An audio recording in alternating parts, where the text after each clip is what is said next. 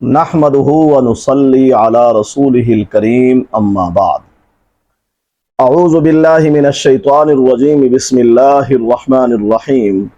محترم سامعین، السلام علیکم ورحمۃ اللہ وبرکاتہ۔ سامعین، آج ہم خواب کے اندر کہیں سفر کرنے یا سفر پر جانے کی تعبیر کو بیان کریں گے۔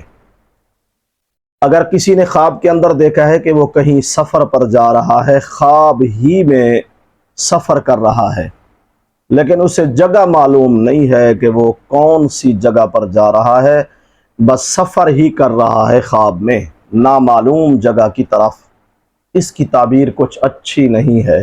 وہ یہ کہ خدا نخواستہ اسے کوئی بہت بڑا سانحہ پیش آ سکتا ہے، یا پھر ایسا خواب دیکھنے والا شخص اپنے اہل و عیال اور گھر والوں سے بھی جدا ہو سکتا ہے۔ اور اگر کسی نے خواب کے اندر دیکھا ہے کہ وہ پیدل سفر کر رہا ہے، خواب میں پیدل سفر کرنے کی تعبیر اچھی ہے۔